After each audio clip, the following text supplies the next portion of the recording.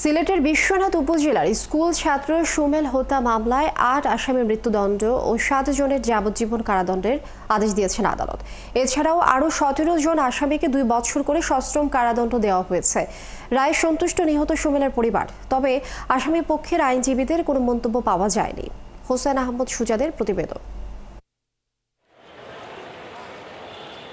৪ বছর পর মামলার সঠিক বিচার পাওয়ায় আদালত প্রাঙ্গণে আনন্দে অশ্রু ঝরে সুমেলের পরিবারের সদস্যদের।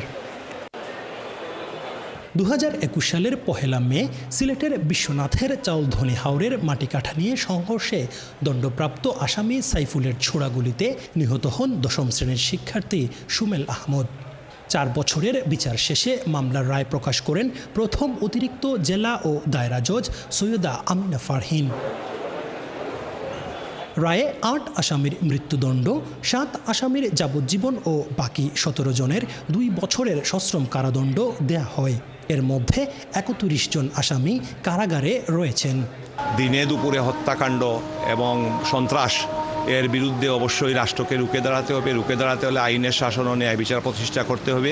আমরা মনে করি যে মাননীয় আদালত সর্বোচ্চ শাস্তি দিয়ে ন্যায় বিচার প্রতিষ্ঠা করেছেন। সঠিক বিচার পাওয়ায় সন্তোষ জানিয়েছেন সুমেলের পরিবার।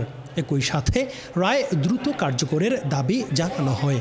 আমার ভাতিজা হত্যা হয়েছে, আমি সর্বোচ্চ খুশি হয়েছে যে আজকের রায় হয়েছে। এর রায়ের প্রেম সন্তুষ্ট আছে। দেশে এখনো বিচার আছে এবং নিরীহ মানুষ দীর্ঘ সুষ্ঠু বিচার পায়। তবে আসামি পক্ষের আইনজীবীর কোনো মন্তব্য পাওয়া যায়নি। ঘটনার পর বিশ্বনাথ থানায় দায়ের হওয়া মামলায় ৩২ জন আসামি করে আদালতে অভিযোগপত্র দাখিল করে পুলিশ। হুসাইন আহমেদ সুজাত, ৭১ সিলেট।